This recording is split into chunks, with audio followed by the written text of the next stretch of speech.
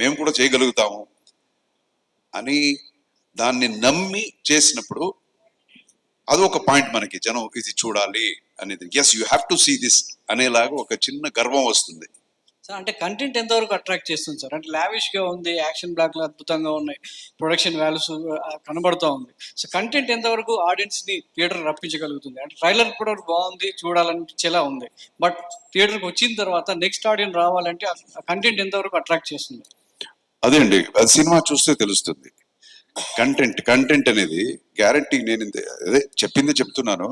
ఎప్పుడు మనం కొత్తగా డిఫరెంట్ గా మనం చేయాలని మనం కథ రాస్తాము. సో ఈ కంటెంట్ చాలా కొత్తగా ఉంది అని అనుకుంటాం. ఒక్కొక్కసారి మనకి అది జరుగుతుంది, ఒక్కొక్కసారి జరగకపోతే. Nobody is genius.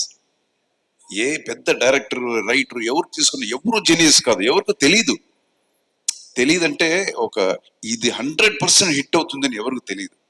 ఇది అలాగే, బట్ ఎక్కడ కూడా ఇది మిస్ అవ్వదు అని మాత్రం తెలుస్తుంది, ఇది ఫెయిల్యూర్ మాత్రం అవ్వదు అని తెలుస్తుంది కదా. ఆ ఒక నమ్మకంతో చేసిన కథ ఇది. అర్జున్ గారు, అదే క్వశ్చన్. అంటే మీరు చాలా సినిమాలు చేశారు, జై హిందూ, చాలా ఇండియన్ పేట్రియాటిక్, రెవల్యూషనరీ, అలాంటి క్యారెక్టర్లు మీరు చాలా చేశారు, చాలా చూసాము ఇంతకుముందు. ఈ కథకి ఇన్స్పిరేషన్ ఏంటండి? ఇలాంటి కథ రాయడానికి, ఇది ఇంటర్నేషనల్ గా ఇచ్చేయడం కోసం ఇన్స్పిరేషన్ ఏం తీసుకున్నారు? అంటే మీరు ఫిక్షనల్ గా రాశారా, లేకపోతే ఇన్సిడెంట్స్ ఏమైనా ఉన్నాయా, ట్రూ ఇన్సిడెంట్స్ ఏమైనా ఉన్నాయా? ట్రూ ఇన్సిడెంట్ ఏం కాదండి, it is fictional only. C once ఇప్పుడు ఏదో బయోపిక్ అయితే మనకి జరిగింది మనం తీసాము ఇన్సిడెంట్స్ అని మనం అనుకుంటాము.